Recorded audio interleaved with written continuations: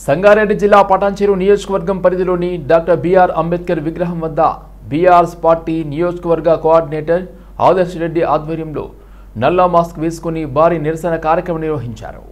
ఈ సందర్భంగా ఆదర్శ్ రెడ్డి మాట్లాడుతూ కాంగ్రెస్ చేస్తున్న ద్రోహ రాజకీయాలను తీవ్రంగా ఖండించిన నాయకులు తెలంగాణ ప్రజల కలల ప్రాజెక్టు కాళేశ్వరం రైతుల పంటలకు ప్రాణవాయువుగా మారిందని గుర్తు చేశారు। అలాంటి ప్రాజెక్టును సిబిఐ విచారణకు అప్పగించడం రైతు శ్రేయస్సుపై కాంగ్రెస్ ద్వేషానికి నిదర్శనమని ఆగ్రహం వ్యక్తం చేశారు। రైతు బంధు, రైతు బీమా, ఉచిత విద్యుత్, మిషన్ కాకతీయ, మిషన్ భగీరథ, దళిత బంధు వంటి పథకాలతో తెలంగాణ దేశానికి ఆదర్శంగా నిలిచిందని తెలిపారు। కేసీఆర్కు అండగా నిలిచి కాంగ్రెస్ బీజేపీ కుట్రలను ప్రజలు తిప్పికొడతారని స్పష్టం చేశారు। ఈ ధర్నాలో కార్పొరేటర్ మెట్టు కుమార్ యాదవ్, బాల్రెడ్డి, పృథ్వీరాజ్, గోవర్ధన్ రెడ్డి తదితరులు పాల్గొన్నారు।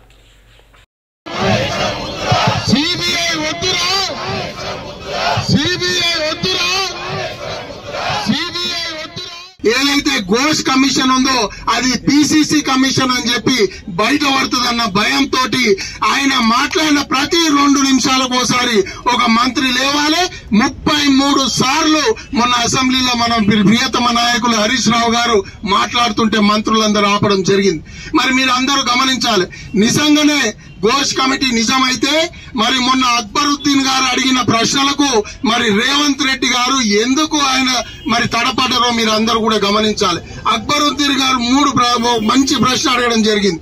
మీరు 4 కమిటీలు వేసిరు, అది మన క్యాగ్ కమిటీ కావచ్చు, ఎక్స్పర్ట్స్ కమిటీ కావచ్చు, మరి NDSA national dam safety authority కావచ్చు, లేకపోతే మీరు వేసిన ఏదైతే విజిలెన్స్ కమిటీ ఉందో 4 కమిటీలు ఇచ్చిన రిపోర్ట్ ని మేము రిఫరెన్స్ గా కూడా చూడలేదు అని ఘోష్ కమిషన్ రిపోర్ట్ లో ఉంది అంటే మరి వాళ్ళ విజిలెన్స్ రిపోర్ట్ చూడకుండా ఎవరిని అడిగి ఈ కమిషన్ రిపోర్ట్ ఇచ్చింది ఘోష్ కమిటీ అని అడిగితే ముఖ్యమంత్రి గారు 15 నిమిషాలు తడపడ్డ విషయం మనందరం చూసినాం।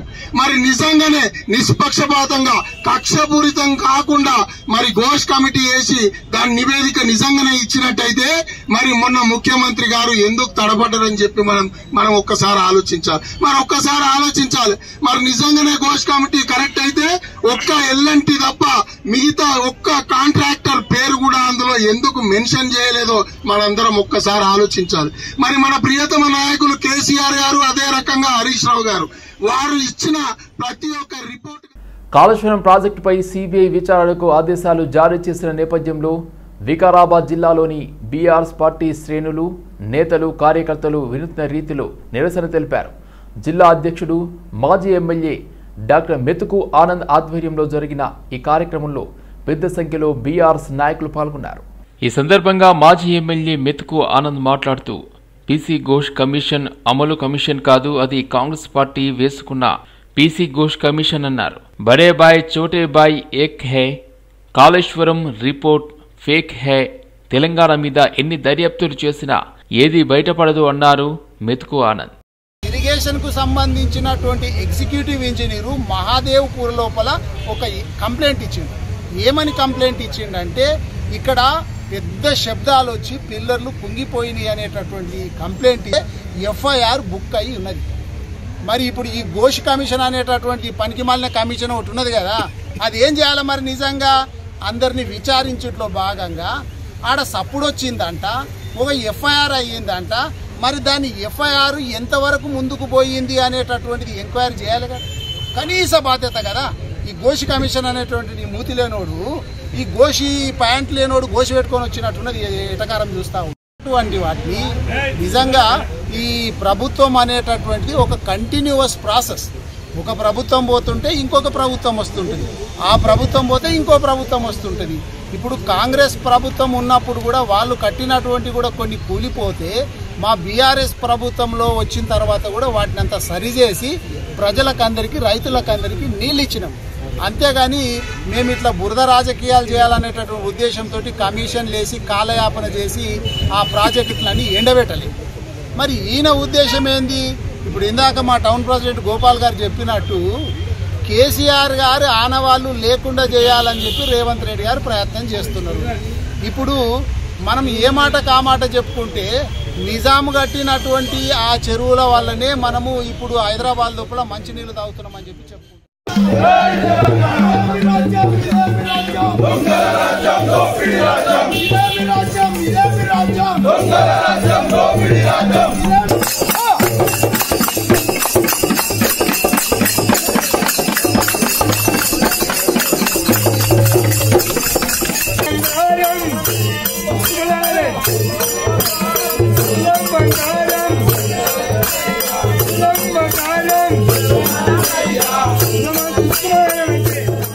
బీఆర్ఎస్ ప్రభుత్వంలో కూకట్పల్లిలోని రంగనాయక స్వామి దేవాలయం సమీపంలోని వేల కోట్లు విలువ చేసే ప్రభుత్వ భూమిని బడాబాబులకు 1000 రూపాయలకే 128 ఎకరాలను ఐడియల్ కంపెనీకి అప్పనంగా దారాదత్తం చేసిందని బోడుప్పల్ కాంగ్రెస్ పార్టీ ఉపాధ్యక్షులు చింతల శ్రీనివాసరెడ్డి ఆరోపించారు.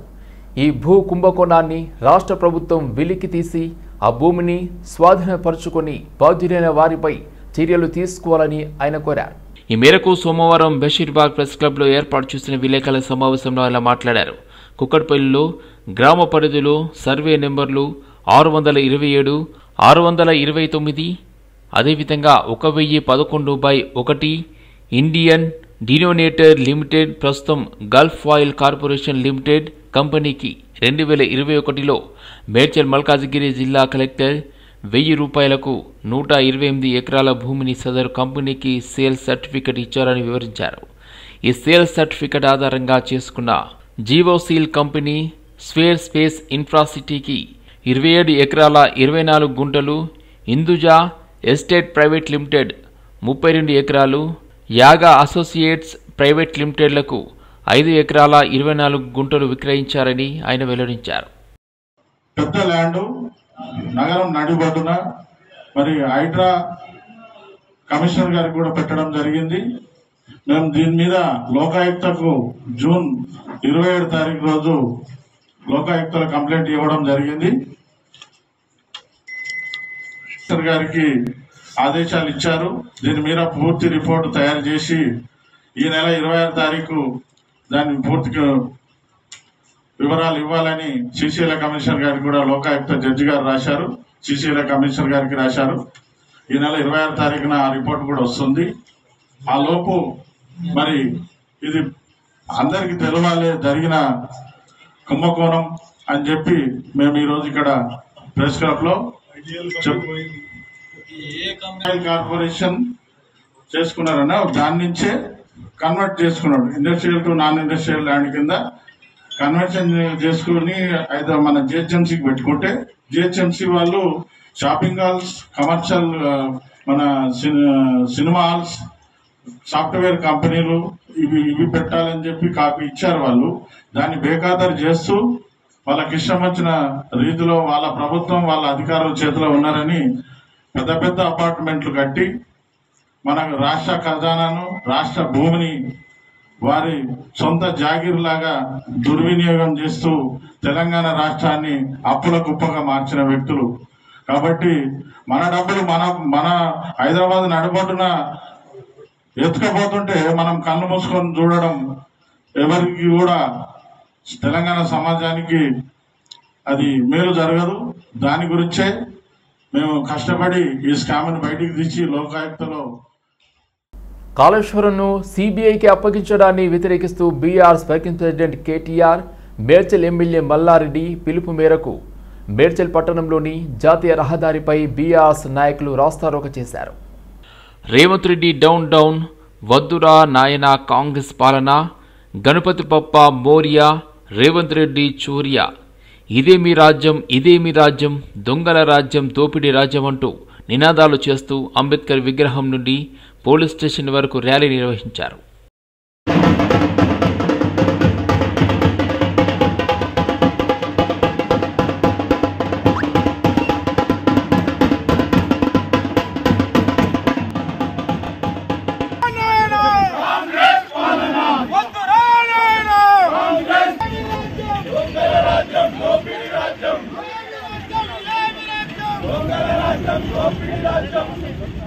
మీరు బ్యాండ్ రాజ్యం దోపిడీ రాజ్యం, ఇదే మీ రాజ్యం ఇదే మీ రాజ్యం దొంగల రాజ్యం దోపిడి రాజ్యం ఇదే మీ రాజ్యం దొంగల రాజ్యం దోపిడి రాజ్యం మన పొద్దుపప్పి చోరియా మన పొద్దుపప్ప మోరియా రేవంత్ రెడ్డి చోరియా చెట్టు మీద కొంగ రేవంత్ రెడ్డి దొంగ చెట్టు మీద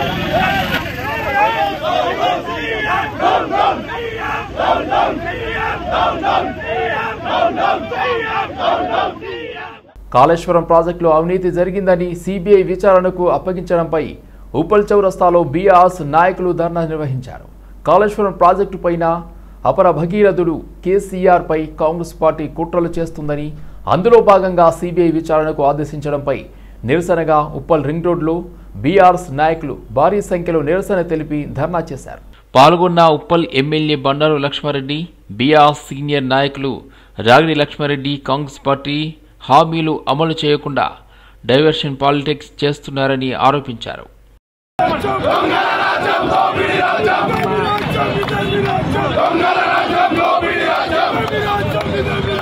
state government Revanth Reddy sir సిబిఐకి ఏదైతే ఇచ్చిండో దాని మీద మేము ప్రొటెస్ట్ చేయడం జరిగింది. ముఖ్యంగా మీ అందరు కూడా తెలుసు, కాళేశ్వరం అనేది వరల్డ్లో ఎక్కడ కూడా ఇట్లాంటి ప్రాజెక్ట్ లేదు. అవన్నీ కూడా ఓర్వలేక హరీష్ రావు గారి మీద, అలాగనే మా సీఎం కేసీఆర్ సార్ మీద వీళ్ళు కేసులు పెట్టడము, ప్రతి ఒక్కటి కూడా ఇప్పుడు సిబిఐకి ఇస్తే కూడా ఏమీ కాదు. సిబిఐకి ఇస్తే వాళ్ళు సిబిఐలో కూడా సిబిఐకి ఇస్తే కూడా ఆడ కూడా క్లీన్ చిట్ వచ్చి బయటకు వస్తారు. ఎందుకంటే మనకు చిన్న చిన్న ఇండ్లు ఉంటేనే, ఇండ్లు కట్టుకుంటేనే పర్రలు పడతాయి, గ్లాసులు వలిగిపోతాయి, ఇంకోటి జరుగుతూ ఉంటుంది, డోర్లు ఇరుగుతాయి, ఇంకోటి జరుగుతాయి.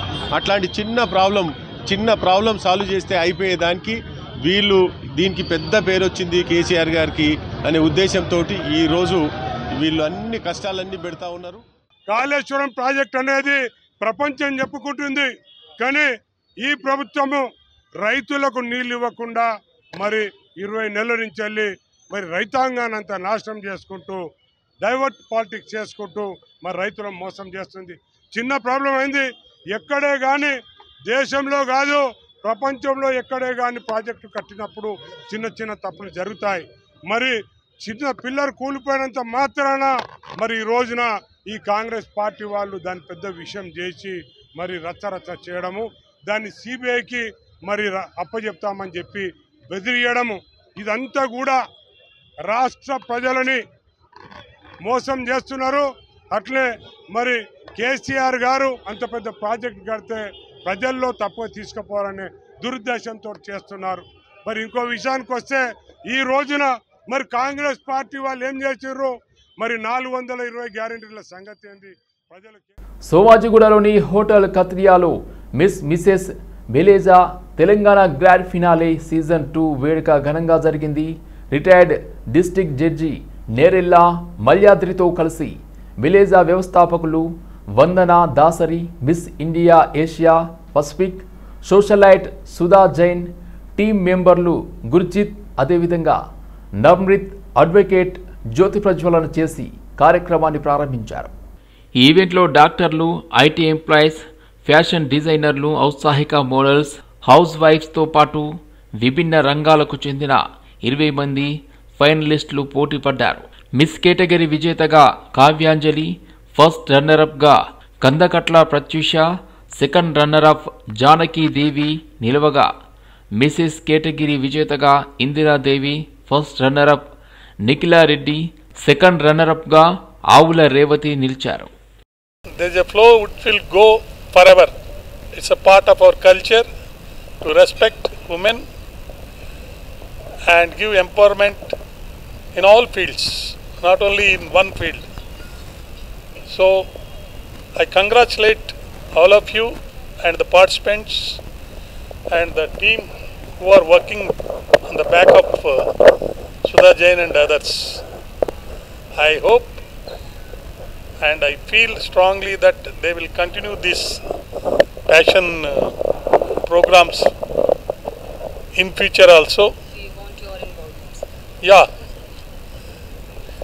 Though she can command and tell me to do this and that for me, she only said that please come and bless us.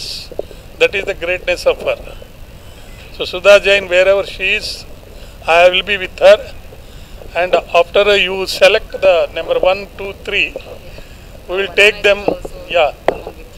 Yeah, definitely. Now our founder Vandana Dasari, the CEO and founder of V2B event, she again come up with the idea that why not we should come back with the talent round of a woman, where money is a secondary but the talent is comes first. So again the Beliza season 2 is here. I'm really happy that people join us, come as a team and work hard for that. And today's Beliza 2 season is not only just today day of a fashion, 3 days of grooming with expertise, and apart from that 3 audition we done. In that we choose that people who really want to do something in a fashion industry along with their profession. Here when the ramp will start, you will see a lot of doctors are walking, a lot of lawyers are walking, entrepreneur women are there, the students are there. So